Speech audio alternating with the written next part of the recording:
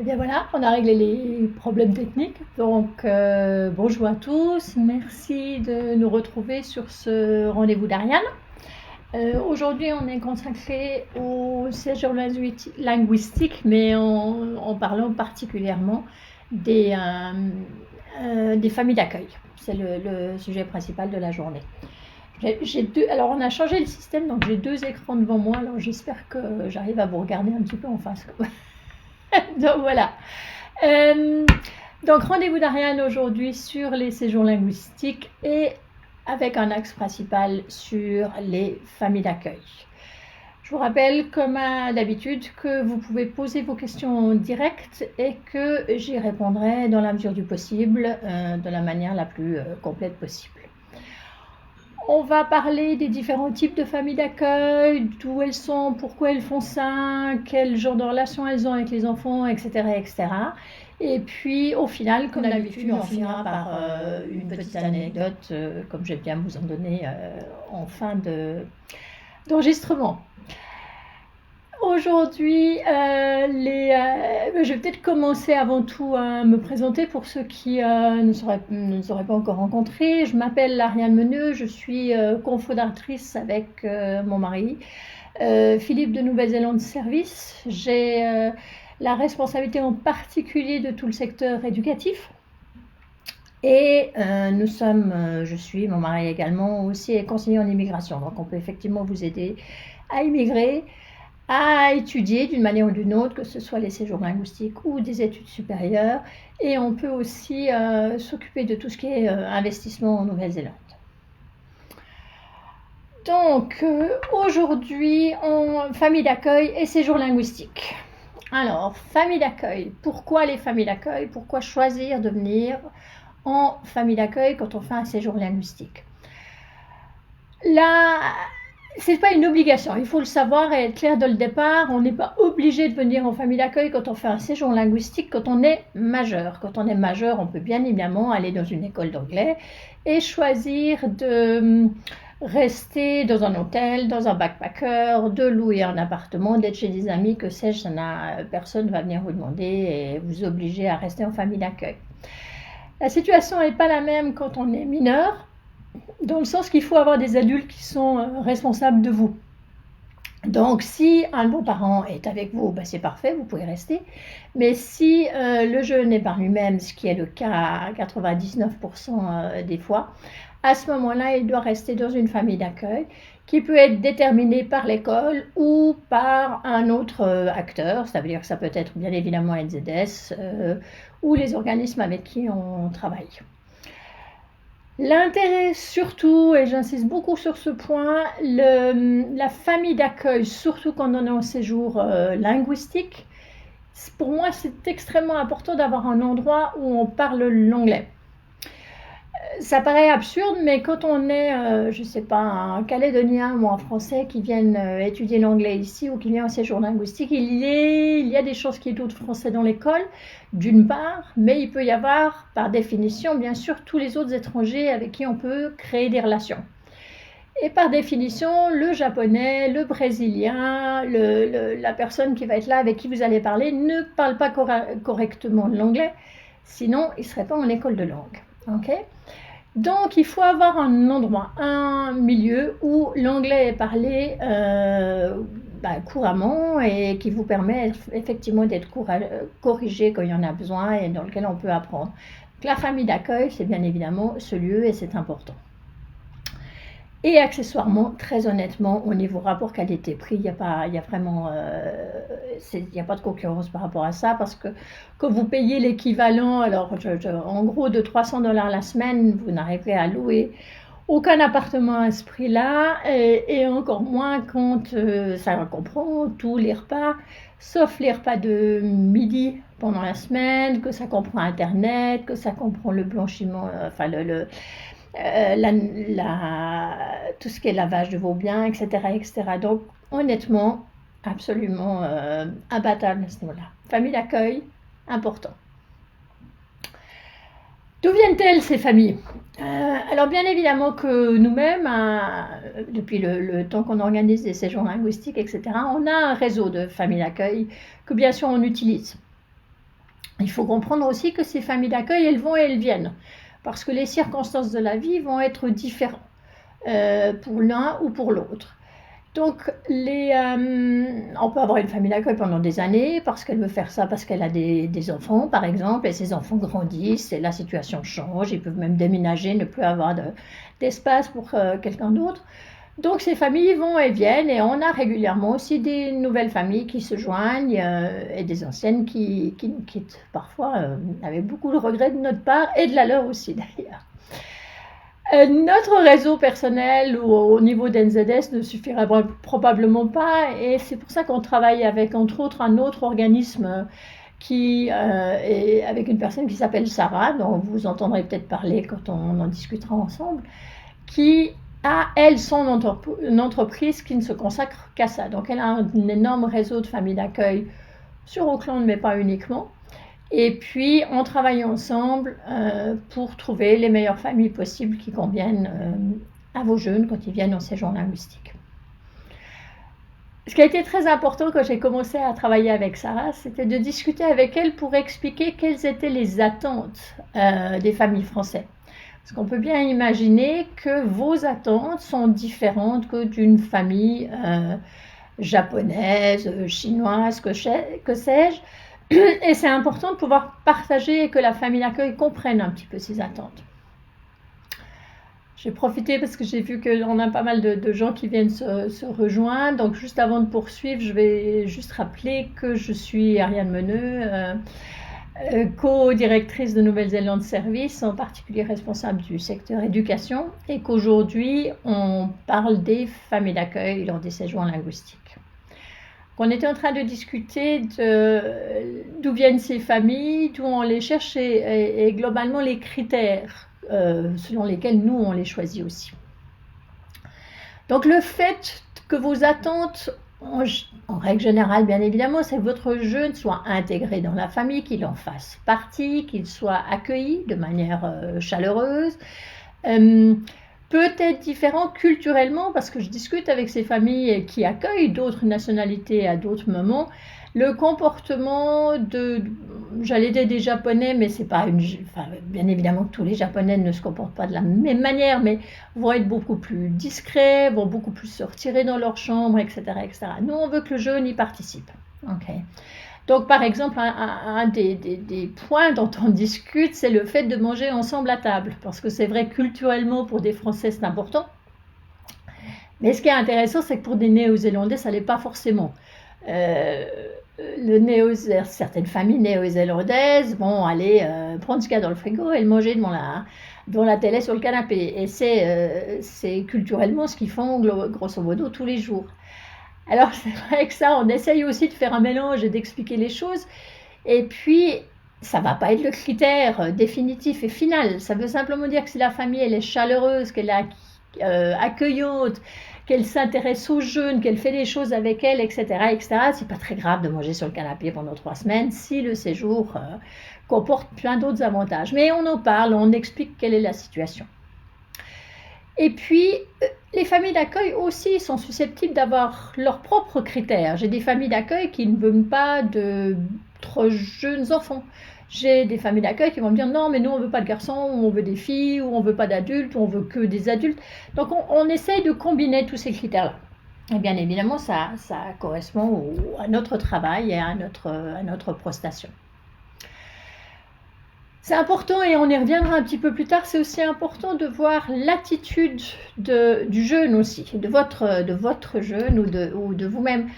Plus le jeune va s'impliquer dans la famille d'accueil, plus le jeune va être intéressé à l'espace, va participer avec eux, plus la famille d'accueil va donner également. Je prends un exemple, une caricature, mais si votre jeune part le matin à l'école et reste toute la journée à l'école, reste plus longtemps parce qu'il trouve des copains et qu'ils restent ensemble, va rentrer à 18h dans la famille pour manger, et qu'après il va s'enfermer dans sa chambre pour être sur les réseaux sociaux, finalement aucune relation va se créer. Donc c'est aussi du donnant-donnant. Moi j'explique toujours aux jeunes qu'il faut qu'ils participent à la famille. Le fait d'aider la maman de la famille d'accueil à faire la vaisselle, c'est pas de l'exploitation, c'est créer un endroit où on discute, où on parle et puis où on crée des relations. Aller avec elle faire les courses, que sais-je, n'importe quel prétexte peut être bon pour rentrer en communication avec l'autre. La famille d'accueil va aller chercher le jeune, l'inciter à faire des choses. Mais c'est vrai que si le jeune refuse systématiquement, la famille d'accueil, au bout d'un moment, va simplement passer à autre chose parce qu'ils vont probablement être aussi frustrés de leur côté. Moi, c'est vrai que j'ai aussi eu, étonnamment, d'ailleurs pas si longtemps, une famille d'accueil qui était tellement déçue parce que finalement, ils avaient eu très très peu de contact avec la jeune en l'occurrence, qui était avec eux, et c'est eux qui étaient frustrés de ne pas vouloir avoir pu en profiter. Donc l'attitude du jeune est importante aussi dans ce séjour-là. Ok. Une des questions, on me pose la question de savoir s'il y a des limites d'âge. Alors il n'y a pas de limite d'âge, moi je mets des adultes, quel que soit l'âge, en famille d'accueil. C'est plus la famille d'accueil qui va choisir ou pas, ou qui est d'accord d'avoir un adulte ou pas un adulte, ou etc. Mais c'est tout à fait des choses qu'on peut faire. On peut imaginer, là j'ai eu une demande récemment de quelqu'un qui est, je n'ai plus l'âge en tête, mais une 60aine d'années, qui vient faire un séjour linguistique, et probablement que si on a une famille d'accueil ou alors une femme seule mais qui est intéressée à avoir quelqu'un d'autre, ça peut être un très bon plan par exemple. Donc on va étudier tout ça ensemble.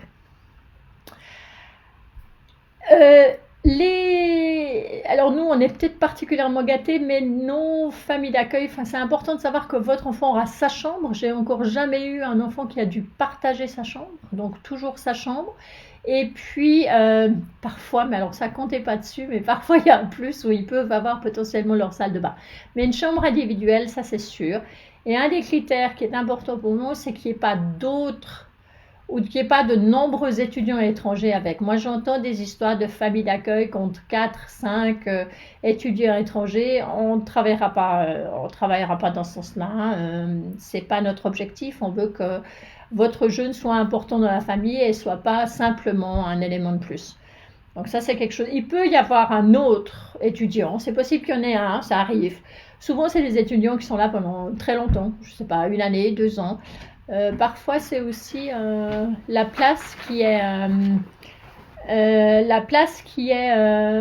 déterminante. C'est-à-dire que s'ils ont un jeune, par exemple, qui vient pendant 2 ans, mais qui repart pendant ses vacances d'école, à ce moment-là, ils ont une place disponible et il peut y avoir quelqu'un à ce moment-là. C'est quelque chose qui est possible. OK ? Donc voilà par rapport aux familles d'accueil. Oui, on me demande souvent, et je suis un peu embêtée avec ça, on me demande souvent une famille néo-zélandaise. Alors j'ai du mal à définir exactement ce que c'est qu'une famille néo-zélandaise. Je regardais juste avant cette conférence pour vérifier, parce que je l'expérimente tous les jours depuis 20 ans qu'on est là. Auckland, c'est 213 ethnicités. Sans parler bien évidemment de nationalité, mais même d'ethnicité, en sachant qu'il y a 192 pays dans le monde. Donc il y a plus de groupes qu'il y a de pays dans le monde, c'est quand même assez intéressant.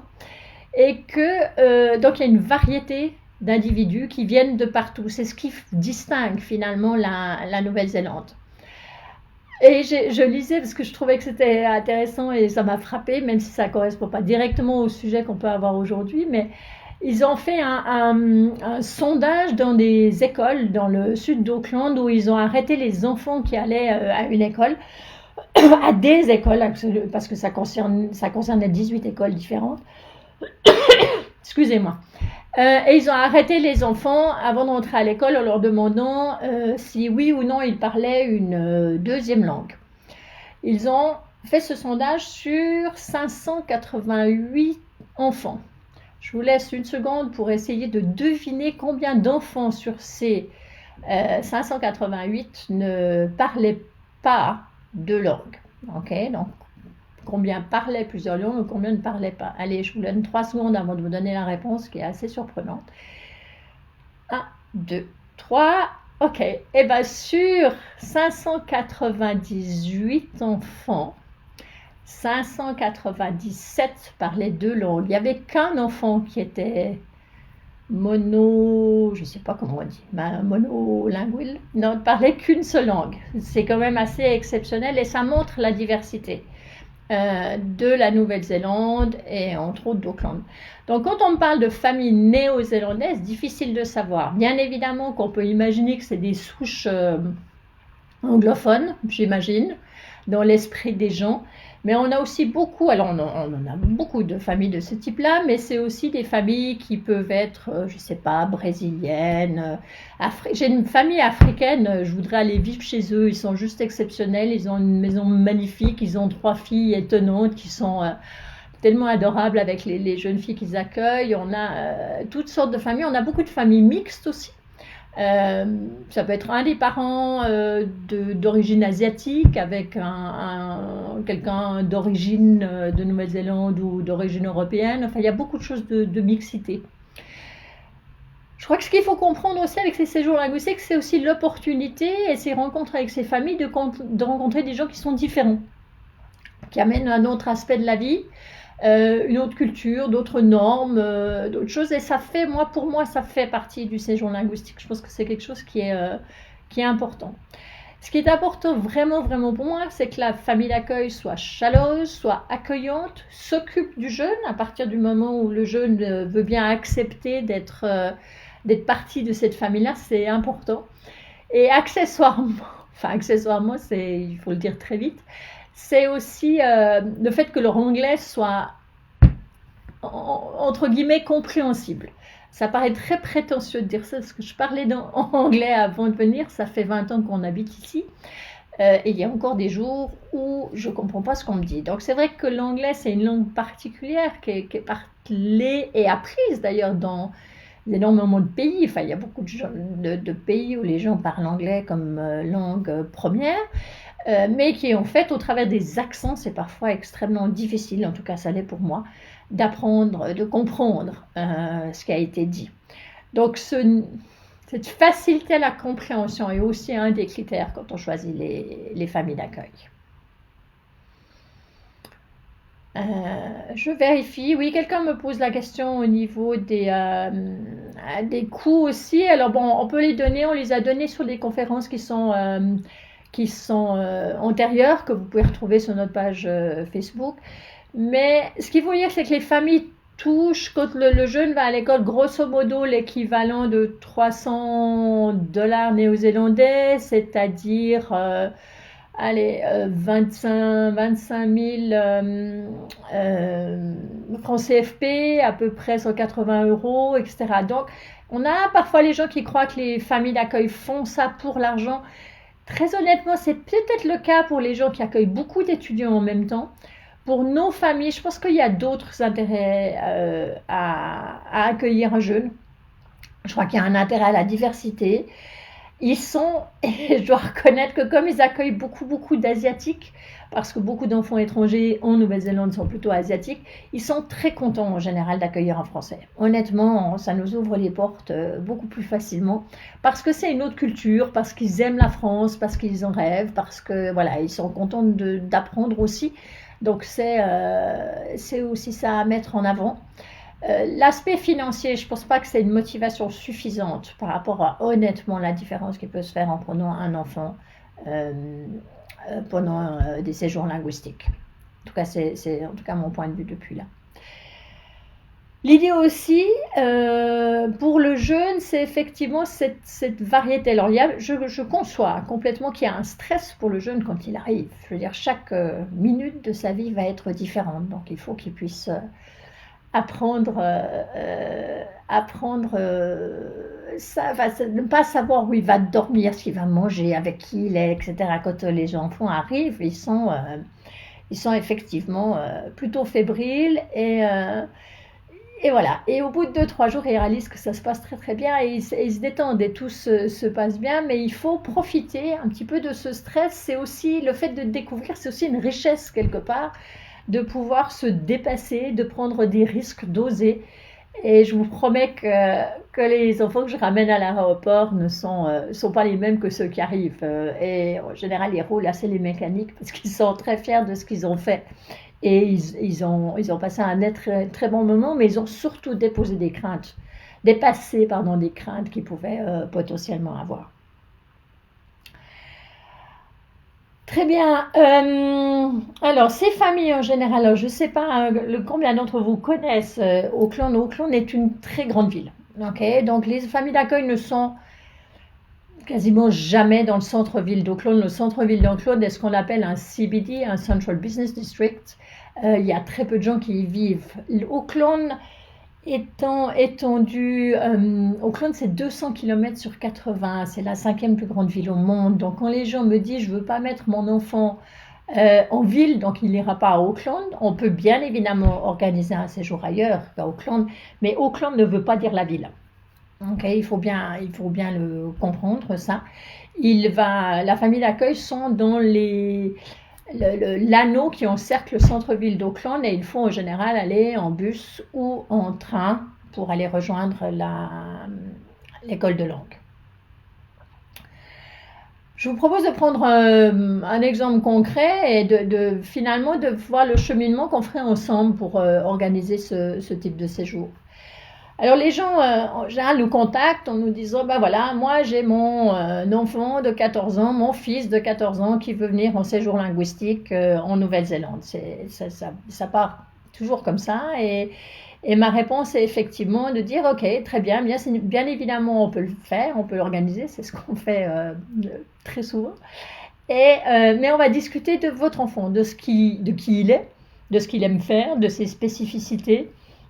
Est-ce qu'il a des besoins particuliers? Est-ce qu'il est végétarien? Est-ce qu'il est allergique à quelque chose? Est-ce qu'il aime les animaux? Est-ce qu'il veut des enfants? Bref, on va discuter en tout premier lieu de votre enfant, de qui il est. À partir de ces informations, qui vont être diverses en fonction de son caractère. Est-ce que c'est un timide? Est-ce qu'il a, je ne sais pas, une envie particulière? On me contacte assez souvent, pas très souvent, mais assez souvent avec des jeunes qui veulent, par exemple, qui sont attachés au cheval, essaient de trouver une famille d'accueil qui a des chevaux ou qui potentiellement on peut faire de l'équitation. Donc ça, c'est des choses, tout ça, on va écouter ce que vous allez faire et on va organiser la famille en fonction de ces demandes. Alors bien évidemment, si vous me dites oui, mais ma fille, elle joue de la guitare, donc il faut qu'il y ait une famille où il y a de la guitare. Alors bon, si c'est la guitare qui est important, on va partir de l'idée de la guitare. Si c'est le fait qu'elle aime la musique, et puis qu'on a une famille où la jeune fille joue peut-être du piano ou fait d'autres choses, eh bien ça peut être intéressant aussi de découvrir d'autres instruments et pas de reproduire. Je crois que l'idée du séjour linguistique n'est pas de reproduire ce que l'enfant vit à la maison, mais bien de découvrir d'autres choses. Mais à nouveau, si on imagine que votre jeune garçon est un grand sportif et que je le mets dans une famille de grands-parents qui jouent au Scrabble toute la journée, je comprends bien que ça ne va pas marcher. Donc on va écouter plus qui est votre enfant pour pouvoir déterminer la famille qui lui convient. Bien évidemment, s'il y a des allergies aux chiens, aux chats, eh bien on va le faire sans famille d'allergies et de chiens. Enfin, il y a plein de choses qu'on va s'adapter, mais on va s'adapter à vos besoins et à la famille qui est de l'autre côté, c'est important. Donc une fois que j'ai rassemblé toutes ces informations, on va partir en quête de cette famille-là. Une fois que cette famille est déterminée, on vous enverra un profil de la famille. Donc vous aurez quelques photos de la famille, parfois il y a aussi une photo de la maison ou de la chambre ou de l'étudiant, etc. Et vous aurez leurs coordonnées, entre autres leur adresse email.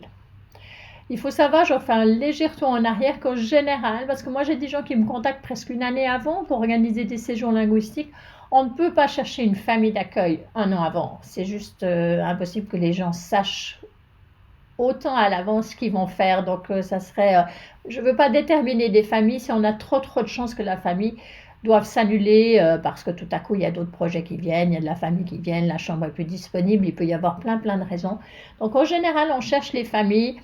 Là on est en pleine recherche de famille pour les séjours en janvier et on est fin septembre, donc ça se passe assez bien.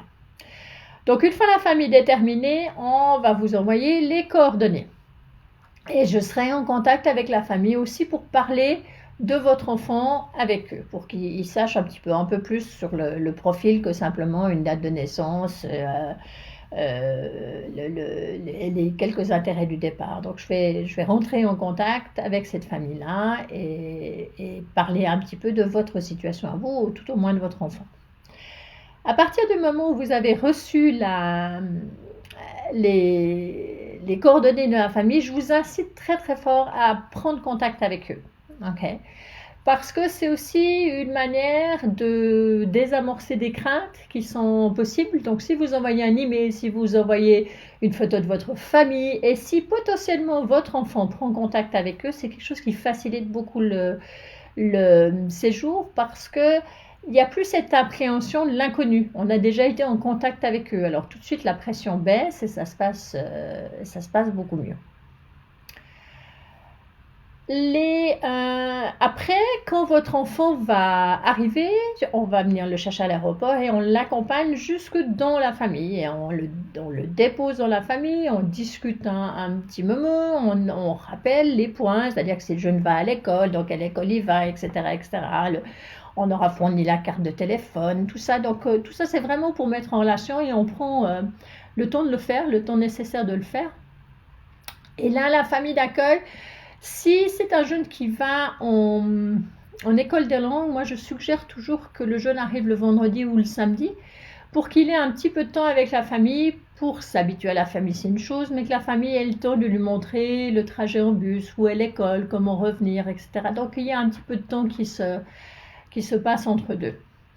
Et après, on quitte votre jeune, on le laisse dans la famille et à nouveau, à la fin du séjour, on va aller le récupérer dans la famille d'accueil et on l'amènera à l'aéroport pour prendre son avion où on l'accompagne aussi dans toute la démarche.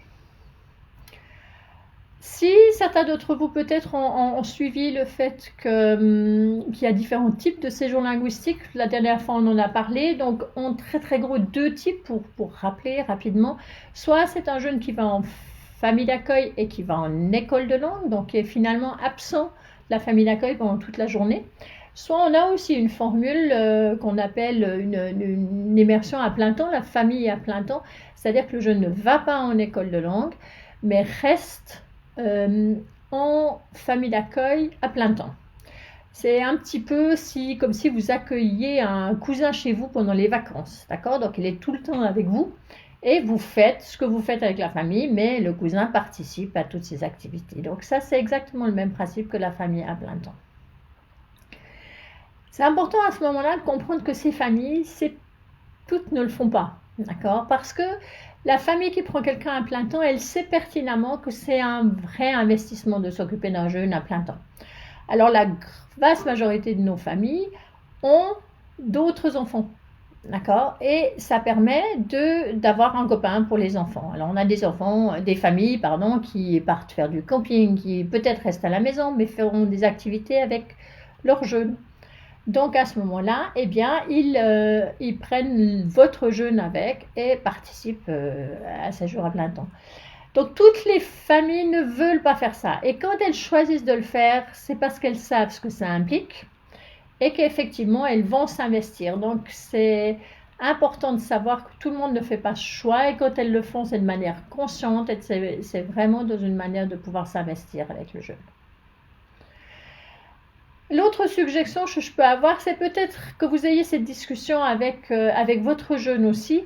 Essayez de vous mettre à la place de cette famille d'accueil avec votre jeune. Essayez de discuter de ça et dire, bah voilà, écoute, si on accueillait un jeune enfant ici, quelle attitude tu voudrais qu'elle avait? Quelles sont tes attentes? Comment tu voudrais que ça se passe pour lui? Qu'est-ce que tu pourrais espérer? Simplement pour que votre jeune puisse aussi se projeter dans ce séjour-là et de voir effectivement les avantages, dans le bon sens du terme, qu'il pourrait tirer de ce séjour pour en profiter au maximum. Je pense que ça peut être un exercice intéressant aussi pour anticiper tout ça.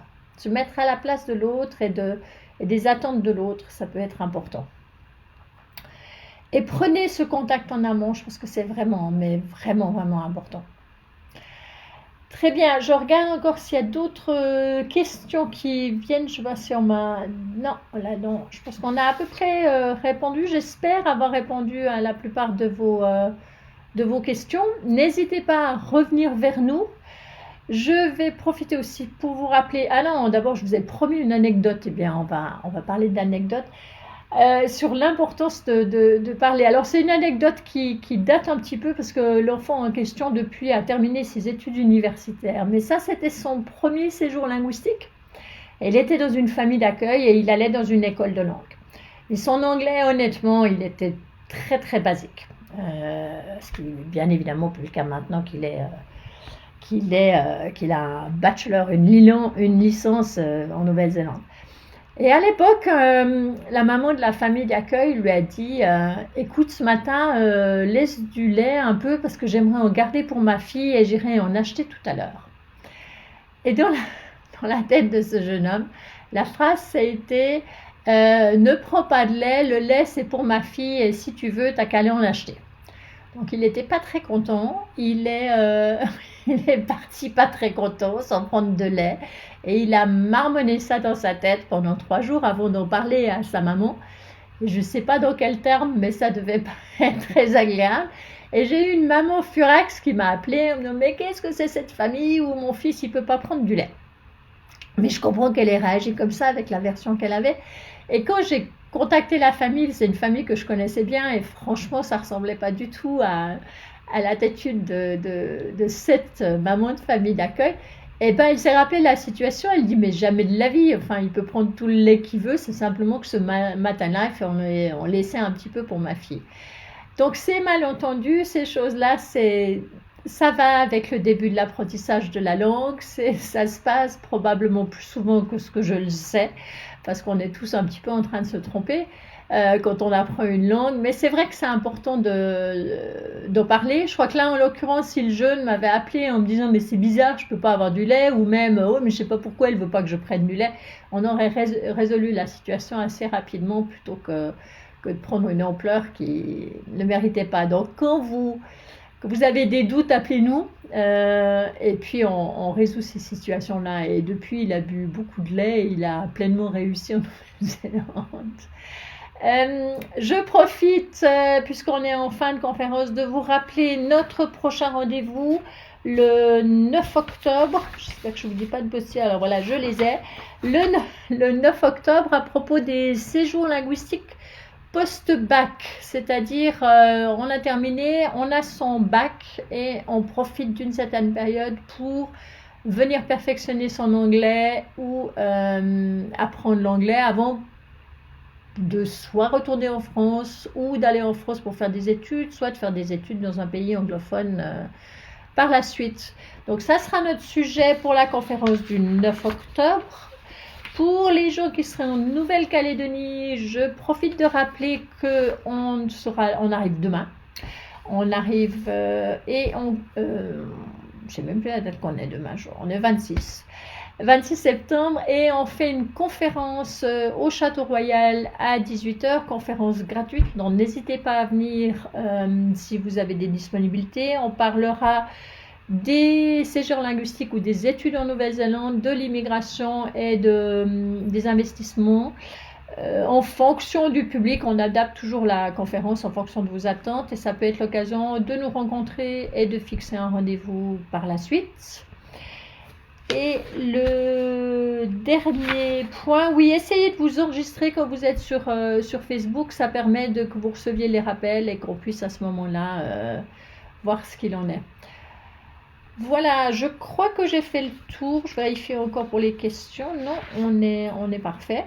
Donc à partir de là, je vais vous laisser et puis on se retrouvera soit en Calédonie si vous y êtes pendant la semaine prochaine, enfin à partir de demain pour une semaine, et puis le 9 octobre à nouveau pour la prochaine conférence de Facebook. Merci beaucoup et à très bientôt. Merci.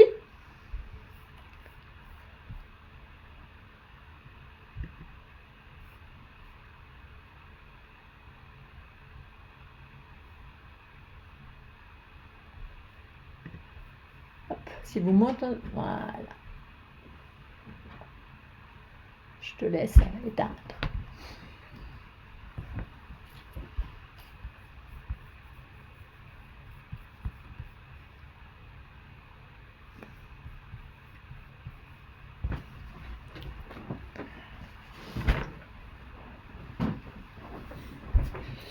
Bonjour et bientôt.